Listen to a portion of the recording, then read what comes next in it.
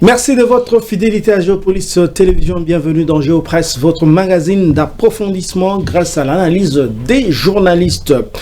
À la une pour ce week-end, dialogue politique en République démocratique du Congo. Eh bien, avant le débat de fond, on semble être déjà devant une crispation politique parce que l'opposition n'arrête pas de rappeler son ultimatum, en tout cas la date butoir de 15 août. Mais la majorité répond aussi que le chef de l'État n'agit pas selon un calendrier ou bien un agenda imposé par les opposants. Eh bien, est-ce que nous allons vers une détérioration du climat politique qui va trancher avec l'euphorie qui avait suivi l'annonce par le cardinal Ambongo de la convocation par le chef de l'État d'un dialogue? Ce sera là la seule thématique, en tout cas la thématique principale de l'émission. Et pour débattre et discuter, nous avons sur ce plateau, on va dire, une confrontation, mais une équipe très compétente, les habitués de Géopresse. Je commence d'abord par Don Momat. Bonjour Don Momat. Bonjour Patrick. Don Momat, qui n'est plus à présenter, il est directeur des informations ici à Géopolis Forum, spécialiste des questions de santé et de questions politiques. Avec nous également Dieudonné Boinali. Bonjour Dieudonné. Bonjour Patrick Ilunga, bonjour à mon excellent co-débatteur de tous les jours, Don Momat. Voilà, Dieudonné Boinali, qui n'est plus à présenter, il est journaliste ici à Géopolis Forum, directeur de publication de Géopolis Magazine, spécialisé justement en questions minières et questions économiques. Alors messieurs, on va commencer avec vous. Dans le moment quand vous regardez, d'abord on rappelle que nous sommes en train d'enregistrer cette émission le 14 août, c'est-à-dire à quelques heures de fameux ultimatum des opposants. Quelle lecture faites-vous? Est-ce que, après avoir peut-être rêvé d'une décrispation politique avec l'annonce par le chef de l'État via le cardinal Ambongo d'un dialogue à venir, est-ce que nous sommes en train d'aller vers une nouvelle crispation politique? Alors, avoir les éléments sur le terrain, je doute bien que nous soyons engagés sur cette voie-là. Pourquoi je l'ai dit ainsi? Parce que regardez, c'est vrai que l'opposition a mis une date, a fixé une date, et vous le savez, en politique, en diplomatie, généralement, les ultimatums servent le plus souvent à mettre la pression plutôt qu'à autre chose. Oui. Et donc, c'était, à mon humble avis, une façon pour l'opposition de maintenir une certaine pression sur le président de la République et son gouvernement afin de convoquer les dialogues, puisque on ne pouvait pas rester comme ça dans le vide après avoir promis une marche et ne rien faire par après. Il fallait donc une date et une promesse à laquelle les gens ou les sympathisants devraient s'accrocher, puisque dans l'entretemps, le gouvernement de son côté, par l'entremise bien entendu de son porte-parole, va déclarer que l'agenda du président de la République n'est pas dicté par des ultimatums. Le président de la République agit en temps opportun, en temps favorable, selon que lui-même l'aurait décidé. Et c'était déjà pour dire en réalité qu'il n'y aurait rien avant le 15 août. Rien dans le sens d'une ordonnance présidentielle convoquant les dialogues, puisque dans l'entretemps, lorsque vous regardez de près, le président de la République ou le gouvernement semble avoir posé certaines bases pour amener à la décrispation plutôt du climat politique. Tenez, pas plus tard qu'il y a quelques jours, Olivier Kamitatou, bras droit de Moïse Katumbi, qui se disent aujourd'hui, le 2, en exil, a obtenu son passeport. D'ailleurs, lui-même, dans un tweet, se demande s'il ne s'agit pas là d'un acte de décrispation politique. Vous avez, parce que actuellement, l'objectif qui semble se dessiner pour le pouvoir, c'est de pouvoir amener 3 éléments en un, les amener à se mettre en un. C'est l'accord de Washington, l'accord de Doha et les dialogues. Et donc, dans ce schéma-là, le gouvernement, encore là, pas plus tard qu'il y a quelques jours, a procédé à la libération de 15 prisonniers de l'AFC M23. Même si on va se dire que le gouvernement ne veut pas du M23 autour du dialogue, mais il faut savoir que pour le gouvernement, c'est important que les trois processus puissent converger ensemble et puissent aboutir au même moment. Puisque dès lors que vous avez l'accord de Washington qui arrive à se mettre en place, le processus de Doha qui réussit et les dialogues qui tient ses promesses, en ce moment-là, on peut espérer avoir effectivement une paix. Et donc, il faut prendre également cette libération-là des 15 prisonniers dans le sens de la décrispation politique. Et pas plus tard qu'hier. Vous l'aviez appris, nous l'avions tous appris. 15 prisonniers du M23. Oui, et pas plus tard qu'hier, nous l'avions appris, vous et moi, que le président de la République, qui avait la possibilité de promulguer la loi référendaire, loi qui est au centre justement de d'une tension politique supplémentaire. En fait, l'opposition actuellement se sert de cette loi pour dire que voici la preuve tangible de la volonté du pouvoir en place de pouvoir donner un nouveau mandat au chef de l'État alors que la Constitution ne le lui permet pas. Mais regardez cette loi que le président de la République avait la possibilité de promulguer ou de ne pas promulguer tout simplement, de laisser tout simplement le temps courir parce que ça allait entrer de toute façon en vigueur après que la Cour constitutionnelle l'ait déclaré conforme à la Constitution. Voilà que le président renvoie cette loi au Parlement. Et le Parlement ne se dit pas pressé de l'examiner quand on sait combien les parlementaires et combien parfois notre politique veut que, pour des raisons justement politiques, pas seulement la tautologie, qu'on recourt aux sessions qu'on appelle des sessions extraordinaires. Et regardez, le Parlement s'est contenté de dire, écoutez, cette question-là sera inscrite à l'ordre du jour lors de la session de septembre. Là encore, ceci peut être, bien entendu, il y a de ces côtés-là juridiques qu'on peut soulever parce qu'il y a eu 13 réserves proposées par la Cour constitutionnelle. C'est une lecture juridique, mais qui ne contredit pas non plus la lecture politique qu'on peut associer à cette loi, qui peut relever d'une tentative, là aussi, de décrispation politique. Donc, en même temps que l'opposition, pour conclure, va dire au 15 août, le président n'a pas convoqué des dialogues, est-ce qu'il y aura tension? En même temps, le président et le gouvernement vont dire, écoutez, voici les actes qui ont été posés dans cette période-là, parce qu'on ne peut pas avoir un dialogue, on ne peut pas convoquer un dialogue, alors que vous demandez des mesures de décrispation. On ne pouvait pas donc convoquer ces dialogues-là sans que vous n'ayez pas vu ces mesures-là. Maintenant que vous les avez vues, on peut passer à l'autre étape.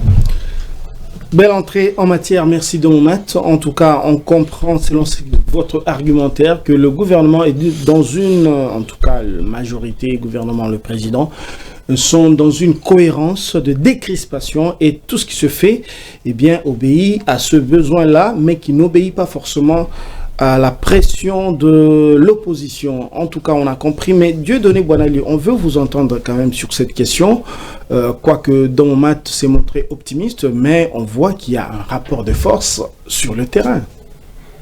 Oui, il y a un rapport de force. Le premier rapport de force, c'était la loi sur les référendums constitutionnels, dite la loi Paul Gaspard Gondankoï.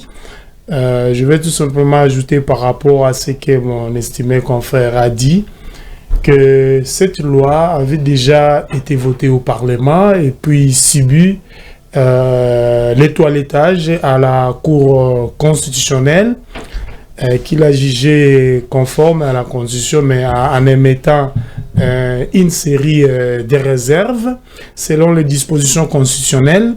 7 jours maximum, mais le président de la République, normalement, logiquement, devrait promulguer cette loi, mais il ne l'a pas fait.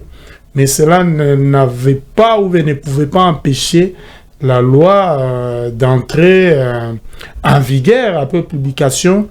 Voulais-je dire après arrêt de la Cour constitutionnelle. Oui, parce qu'une loi, après avoir été promulguée, il faut attendre encore 48 heures pour qu'elle soit publiée dans les journaux officiels de la République démocratique du Congo. afin qu'elle soit opposable à tous. Mais le chef de l'État ne l'a pas fait pour des raisons bien évidentes évoquées ici par Domomat. Il est dans une logique de détente, de décrispation politique. Il a envoyé des grands signaux pour montrer qu'il est aussi un homme épris d'épée. Il est favorable au dialogue national inclusif, mais tout en continuant d'exiger les fameuses garanties que si on organisait les dialogues, il n'y aura plus de guerre, et un pays voisin ne viendra plus nous agresser ou n'envoyera plus ses soldats en République démocratique du Congo. Et par là, qu'est-ce que je voulais dire? Selon la Constitution, la loi congolaise, la fondamentale congolaise en vigueur, si vous lisez l'article 140, une loi peut être promulguée de manière automatique sans que le président puisse signer une ordonnance présidentielle. Et depuis l'arrêt de la Cour constitutionnelle rendu public le 28 juillet dernier, cette loi a dépassé les délais légaux requis pour les présidents pour être publié. Alors, Dieudonné Ouane, vous avez la parole, je vous relance. Est-ce que les opposants voient cette succession de, on va dire, des décisions, bien d'attitude de la part du président de la République, avec cet œil-là d'une décrispation qui arrive déjà? Est-ce que, à partir du 15, parce que nous enregistrons le 14, est-ce qu'à partir du 15 ou le 16 août, il n'y aura pas des pressions supplémentaires? Est-ce que les opposants regardent aussi ces questions avec, je conclus que sur ce plateau, dont vous regardez ça d'un œil avec un recul, vous dites c'est déjà une succession de décrispations. Est-ce que les opposants regardent ça aussi de cet œil-là? Est-ce que le 15, le 16, on ne va pas avoir des déclarations, des ultimatums, des appels peut-être à la mobilisation? Mais le 15, c'est déjà demain. D'un regard des journalistes, avec patriotes aussi, et je vois certains opposants reconnaître les efforts qui sont fournis par l'autre camp. Nous allons l'appeler les pouvoirs pour la détente, la décrispation politique, pour baliser la voie au futur dialogue. Pas plus tard qu'hier, il y a Olivier Kamitatu Etsu, considéré comme les porte-parole de Moïse Katumbi Chapwe et même des Ensemble pour la République, a reconnu à travers l'acte qui a été posé, qui consistait à lui restituer son passeport. Et pour lui, il voit ça comme un acte de décrispation politique. Il y a aussi des opposants qui se disent, bon, est-ce que le président ne nous a pas tendu un piège? Parce qu'il est dans une logique où on ne l'attendait pas venir. C'est-à-dire faire la décrispation politique, déclarer la détente. Mais il faut aussi savoir, l'agenda du président de la République n'obéit pas à l'agenda de l'opposition. Il faut les rappeler, le président de la République, c'est une institution. Il a des missions qui lui sont dévolues par la Constitution. Il ne peut poser des actes que dans les cadres légaux. Si vous lisez les lois de la République, en commençant par la loi fondamentale, il n'y a aucune disposition qui demande au chef de l'État de signer une ordonnance présidentielle convoquant les dialogues sous pression sur base des ultimatums. Mais il peut le faire en tant que garant de la nation, garant de la marche et du bon fonctionnement des institutions de la République. Donc, il peut le faire. Il y a une jurisprudence des présidents de la République que nous avons eu par le passé avant lui, ont convoqué des dialogues, des consultations nationales. Pourquoi pas lui? Mais je doute qu'il puisse céder à la pression de l'opposition sur base de cet ultimatum défini par Wikipédia comme une exigence finale et non négociable présentée par une partie à une autre, assortie d'un délai précis et d'une menace de sanctions ou de rupture en cas de refus. Ultimatum, mot venu du latin, dernier degré, désigne la dernière proposition ou la sommation avant l'action. C'est-à-dire, qui dit l'ultimatum dit action. Si le président de la République n'obéit pas, n'accède pas à notre demande, dont le délai court jusqu'au 15 à minuit, c'est-à-dire les jours suivants, nous allons poser une série d'actions. Moi, je vois déjà une partie de l'opposition, je ne dis pas toute, paralysée par tous les actes posés par Félix Tshisekedi et avant les 15. Pourquoi je l'ai dit? Il y a des passeports qui sont restitués, il y a des prisonniers politiques et d'opinion qui sont libérés. On a parlé ici des 15 prisonniers du tandem AFC-M23 qui ont été libérés. Dans les jours à venir, il y en aura d'autres. Il y a des marches de l'opposition qui sont autorisées par l'hôtel de ville de Kinshasa. Donc, je me limite là, cette liste n'est pas exhaustive. Je vois au contraire l'autre camp, l'opposition, comment je peux dire, emboîter les pas aussi au pouvoir, parce que si vous voulez aller au dialogue, il faut quand même, comme les pouvoirs Kinshasa les fait avec les tandems AFC-M23 en décrétant de cesser le feu. Je pense que l'opposition politique non armée doit aussi décréter un cessez-le-feu, doit aussi décréter la détente, poser aussi des actes de décrispation politique. Moi, je ne vois pas un camp poser des actes qui nous conduisent vers le chemin de la paix et un autre, après les 15, venir nous dire non, marcher. Nous, on va aller au palais de la nation, on va aller au palais du peuple. Moi, je ne vois pas les opposants faire ça. Je pense même au moment où nous sommes en train de tourner cette émission, il y a des réunions qui sont en train de s'organiser autour des différents états-majors pour essayer de répondre à l'offre politique proposée par Félix Tshisekedi dans le cadre du dialogue à venir.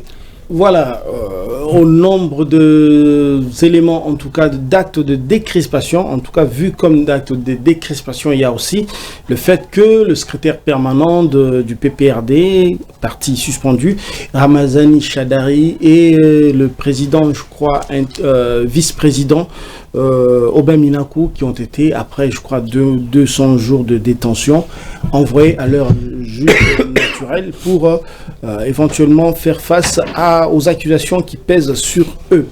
Alors, je crois que Don Mat l'a dit aussi tout à l'heure, mais Don Mat, ça c'était sur la question de forme. Mais le débat de fond, lui, il est encore là. On revient sur la question d'inclusivité. Là aussi, ça risque de diviser.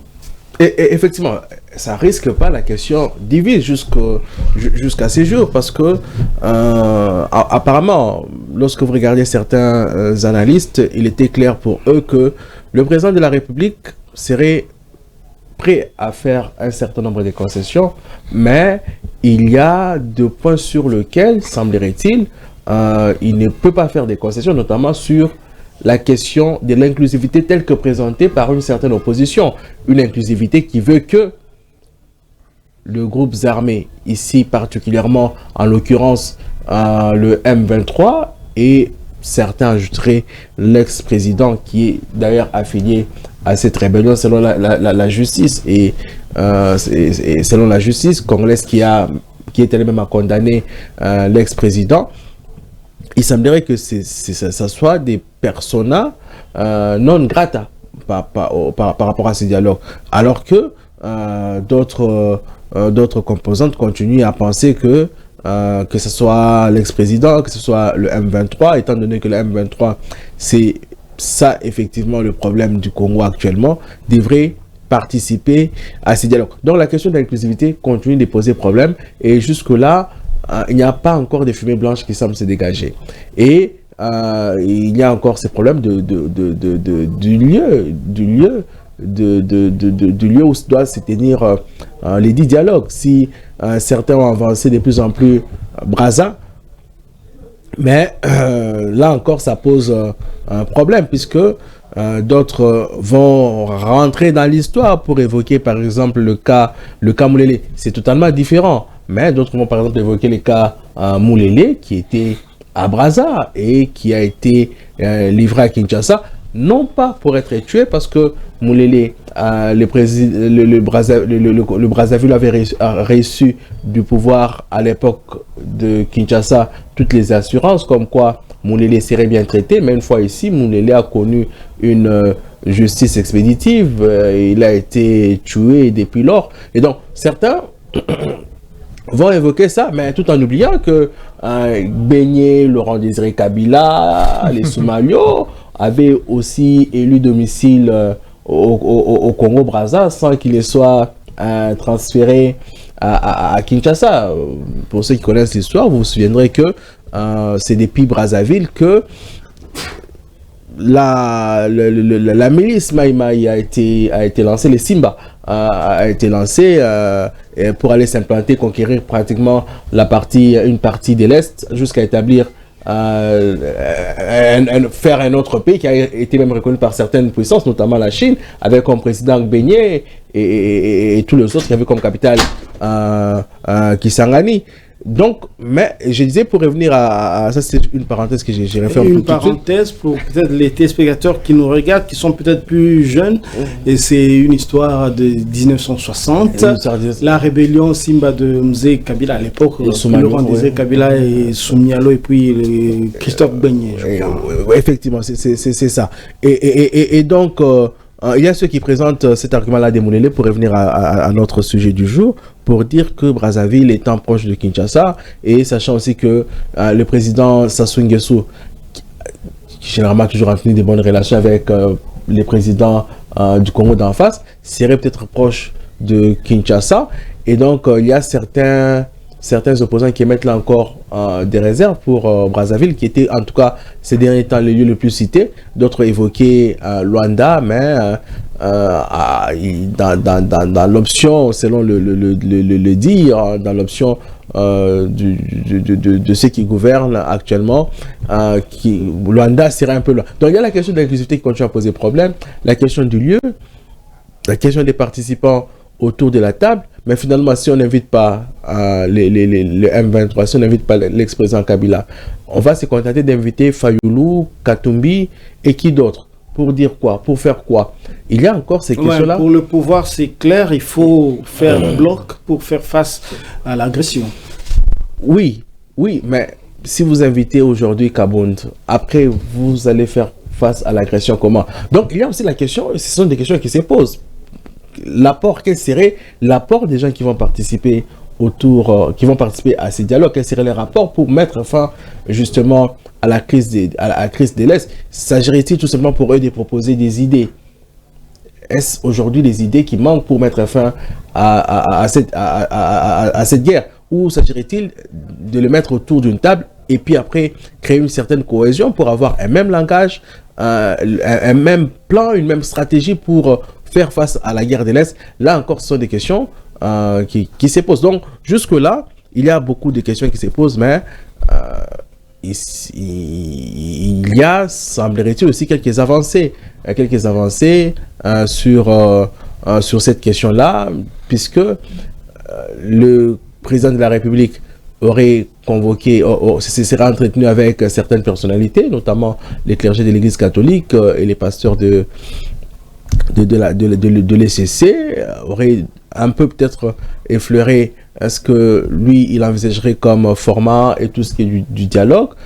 Et donc cela signifie que il y a eu quelques avancées dans ce sens-là, même si les divergences ne sont pas encore totalement, on n'est pas encore totalement parvenu à lever toutes ces divergences, mais il y a des réflexions qui se font de part et d'autre pour essayer de trouver un compromis, des consensus afin d'avancer, puisque ce qui est vrai est que ça urge les populations qui sont dans la partie Est, qui sont dans les territoires occupés, ont besoin de la paix.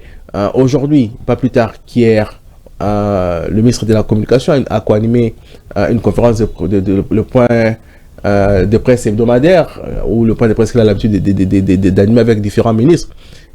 Il a été évoqué la question de la caisse de solidarité nationale. Pourquoi cette solidarité nationale? Puisqu'on se rend compte que il y a des populations qui souffrent, et particulièrement nos frères dans l'Est, ils ont besoin le plus tôt que possible de revenir dans les standings normaux d'une vie. Aujourd'hui, vous avez 6 millions de déplacés en RDC sur une population de 54 millions. 6 millions, c'est pratiquement d'autres villes dans d'autres pays. 6 millions, c'est comme 3 fois le Gabon déjà. Déjà, et donc ces gens-là ont besoin de rentrer dans leur pays. On fait face à plusieurs épidémies. Et l'épidémie d'Ebola qu'on n'arrive pas totalement à maîtriser à cause des déplacements des populations dû à l'insécurité. C'est des choses qui ne peuvent pas attendre, ce sont des urgences. Et ces urgences-là ont pour début des solutions également quelque part dans les dialogues qui doivent se tenir pour que les gens sachent avancer par rapport à comment relever les défis qui se posent dans notre pays. Chers téléspectateurs, bienvenue. Si vous venez de nous rejoindre, je rappelle que vous suivez Géopresse et nous sommes en train de parler du dialogue, du fameux ultimatum et possiblement de crispation qui entoure cette question de dialogue. Et à l'entrée de l'émission, nous avions déjà écouté Domomat qui était optimiste du point de vue du fond, mais je vois aussi que l'optimisme est un petit peu tempéré du côté de questions de fond, parce que la question de l'inclusivité continue de poser problème. Alors, Dieudonné Boinali, on veut vous écouter aussi sur les questions de fond. Est-ce que la question de la participation des uns et des autres, même les Olivier Kamitatou qui ont salué le fait d'avoir recouvré leur passeport, disent craindre quand même, ils ne peuvent pas venir à Kinshasa. Je ne sais pas de quoi ils se reprochent, mais en tout cas, de manière générale, il y a des opposants qui craignent ça. Est-ce que vous voyez aussi, comme Domomat, ou bien comme la plupart aussi des Congolais, que cette question-là n'a pas encore trouvé, on va dire, un terrain d'entente entre opposition et gouvernement? Et c'est un point de crispation, vraiment. C'est une bonne question, particulièrement. Pourquoi vous savez, tout le monde est unanime que le dialogue national, voulu global et inclusif, ne peut pas se tenir à Kinshasa pour des raisons bien évidentes. Il y a certains participants, parce que nous aurons la classe politique dans toute sa mosaïque, les pouvoirs, l'opposition dans ses différentes facettes, sa diversité. Vous avez aussi la société civile. Il y a certains participants qui ne vivent pas à Kinshasa, qui craignent la vindicte populaire. Il y a d'autres qui ne sont pas en odeur de sainteté avec Kinshasa.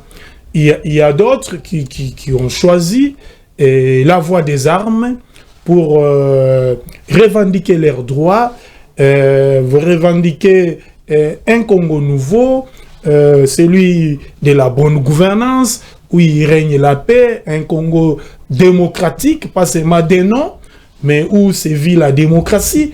Et toutes ces personnes-là ont des raisons qu'ils avancent pour ne pas venir à Kinshasa. On cite Luanda, on cite Brazzaville. Je vais prendre seulement les cas de Brazzaville. Nos musiciens, ceux qui sont décédés, même les actuels, en essayant de reprendre les chansons de leurs aînés, chantent et disent Kinshasa, Brazzaville, Tozambo Kamoko, Kaka Ebalende, Kabola Biso. C'est-à-dire, nous avons un cours d'eau de plus ou moins des largeurs de 5 km. Hein?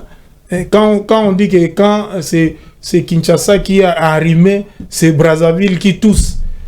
Ce n'est pas de la blague, hein, et vice-versa. Donc, pour certains participants, aller au dialogue au Congo-Brazzaville, c'est comme s'ils se retrouveraient toujours à Kinshasa. Il y a cet obstacle-là. Les autres obstacles sont politiques et aussi juridiques. Je vous ai entendu poser la question à Domomat sur l'inclusivité. Mais le président de la République, chef de l'État, Félix Tshisekedi, à lui seul, même s'il le veut, il ne peut pas imposer l'inclusivité. Vous savez qu'il y a des personnes qui ont été condamnées par la justice. Il y a des condamnés à mort. Mais les princes de l'Église, même certains compatriotes, même moi qui vous parle, je suis pour l'inclusivité. Je suis comme l'a dit Jean Bamanissa dans les bulletins que Géopolis Forum produit régulièrement sur les dialogues intercongolais, une sorte de thermomètre où nous faisons les jaugeages de l'évolution du débat sur les dialogues congolais.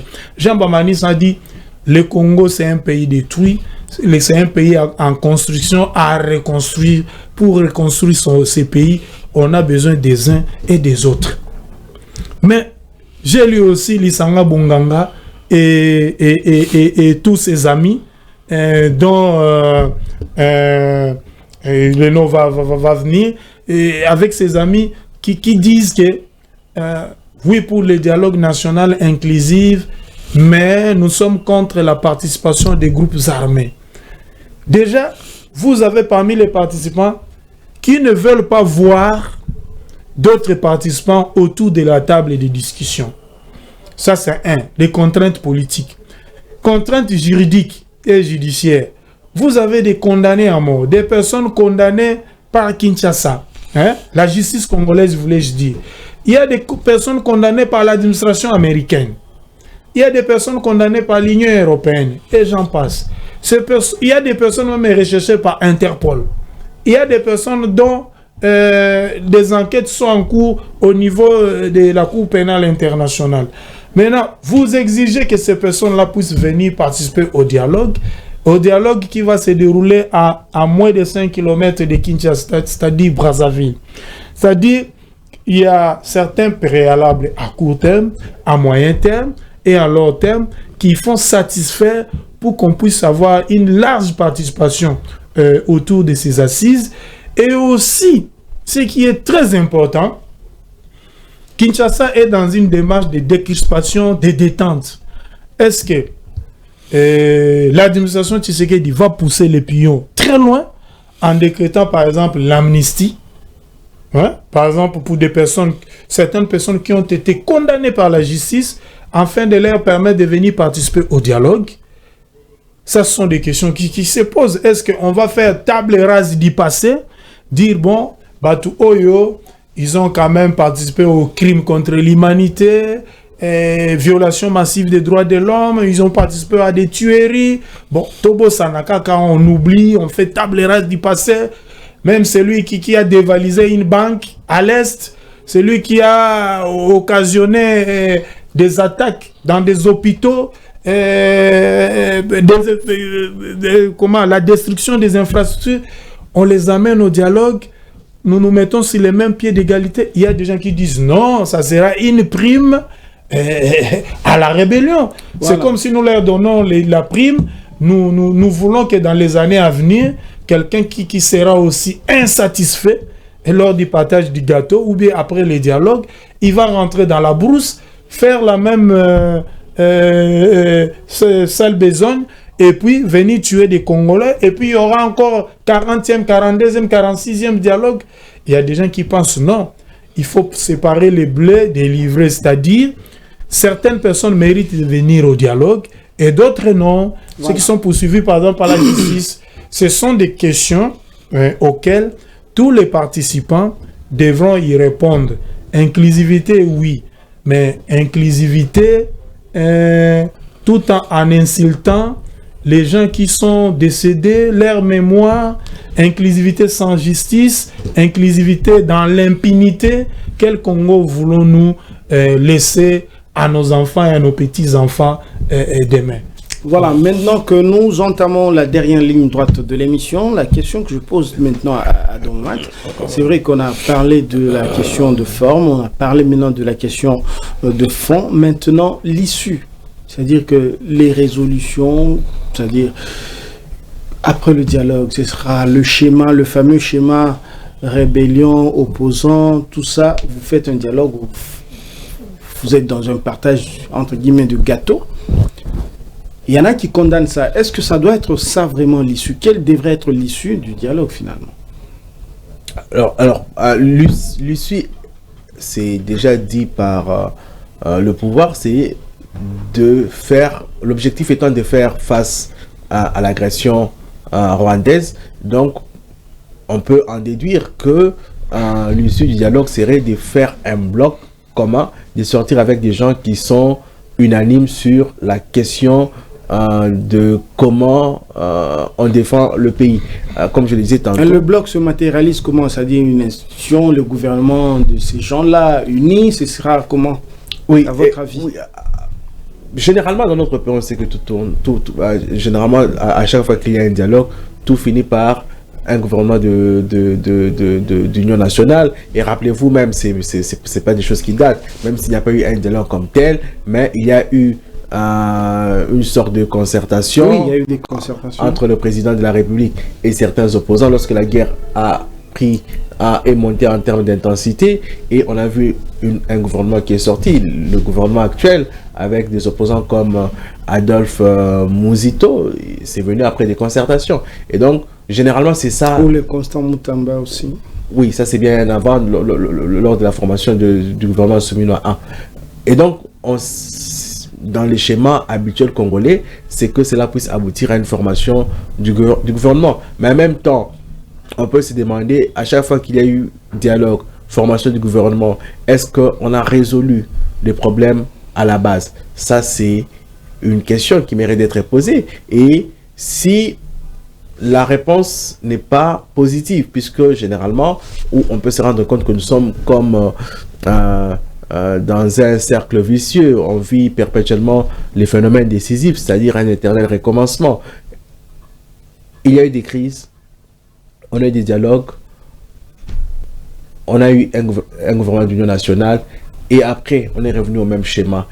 On peut alors là, comme des gens réfléchis, se demander s'il n'y a pas une autre issue à trouver à ces dialogues. Et quelle en serait l'issue? En ce moment-là, il ne reviendrait pas que à moi d'y donner une réponse. C'est l'ensemble des intelligences qui doivent se conjuguer pour finalement déterminer comment on finit cette fois-ci ces dialogues. Et c'est comme ça peut-être que les documents qui auraient fuité, soi-disant venus du gouvernement congolais, et un autre, il y en avait deux, un autre du gouvernement angolais, vous avez vu que dans les documents qui a été associé au gouvernement congolais, on parle d'un autre format de dialogue, et on invoque d'autres contenus parce qu'on s'est effectivement rendu compte que ce qu'on a toujours fait, ça n'a pas porté de fruits. Tout à fait. Et puis la dernière question, je la pose à Dieudonné Boinali. C'est la même question, hein, c'est-à-dire que aujourd'hui, le gouvernement a défini un plan, en tout cas un plan qui est clair. C'est-à-dire il faudra se souder les coudes entre Congolais et compatriotes pour faire face à l'agression. Et comment cette union-là va se matérialiser? La faisabilité, ce sera juste former un gouvernement, ou quelle est votre lecture sur cette question? Bon, vous avez déjà presque répondu à une partie de ma réponse. Pour le gouvernement congolais, l'objectif du dialogue, c'est de créer une sorte du camp de la patrie. C'est-à-dire faire un bloc commun et en fait de faire face à l'agression rwandaise et bouter les militaires rwandais hors du territoire national, récupérer Bunagana, Bukavu, Goma et les Massissi et les autres parties du territoire national. Vous avez la parole, je vous sous occupation. Quelqu'un comme Martin Fayulu a toujours condamné l'agression. Et le gouvernement a toujours condamné. Donc, idéologiquement, en quelque sorte, ils sont dans le même bloc. Il y a des querelles idéologiques. Il y a aussi des prises de position. On les matérialise comment on met qui se divergent. Vous trouvez aussi, à part le gouvernement, vous trouvez aussi certains opposants, acteurs de la société civile, qui pensent que l'objectif du dialogue, c'est faire respecter l'ordre constitutionnel, l'esprit de Sun City. Donc, ces groupes nous renvoient au dialogue intercongolais de Sun City de 2002, 2003, 2004, qui nous a produit l'accord global et inclusif, le premier cycle électoral de 2006. Donc, pour ces groupes, le président, on doit les laisser après le dialogue terminer son mandat, il lui reste moins de 2 ans, et puis il part, il devient sénateur à vie, et puis on organise les élections. Nous avons un nouveau président. Nous avons aussi un autre groupe qui pense que les dialogues, pour les dialogues, quand nous irons au dialogue, le président doit être mis à l'écart, c'est-à-dire il doit être au-dessus de la mêlée, à l'image du dialogue qu'on avait eu sous Mobutu lors de la conférence nationale souveraine.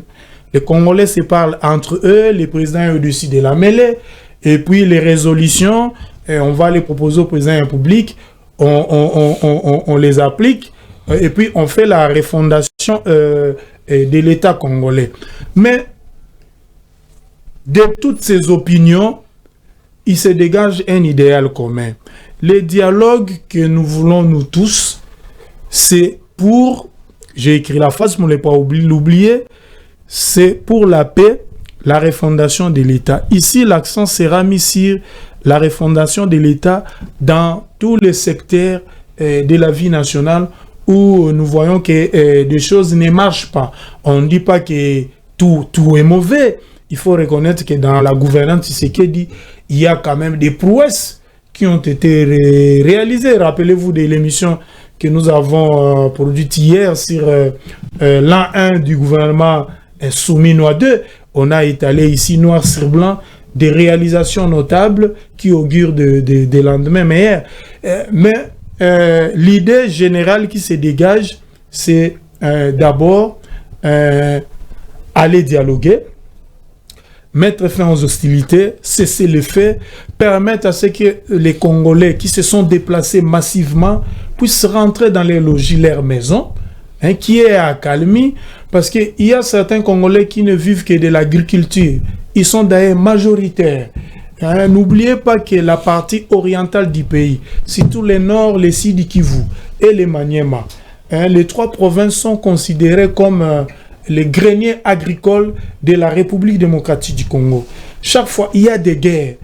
Cela ne permet pas aux populations congolaises, surtout les femmes maraîchères, d'évacuer à leurs occupations, d'aller pratiquer les champs.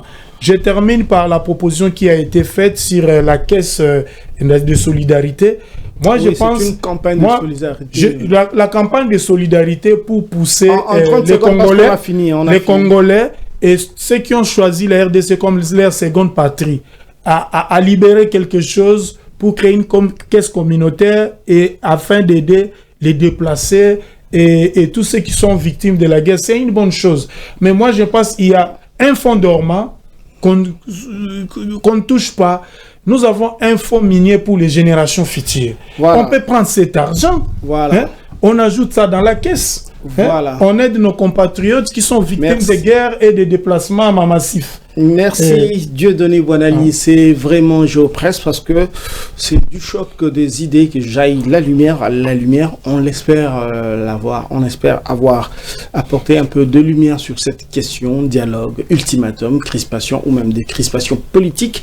En tout cas, c'est la fin de parcours pour Géopresse ce week-end. On va remercier nos intervenants, nos confrères, Domomat et Dieudonné Boinali pour leur pertinence dans les analyses. On remercie également les équipes techniques derrière la caméra et puis en régie. On va donc se quitter avec l'espoir de se retrouver la semaine prochaine. Ce sera toujours avec le même plaisir. À la semaine prochaine.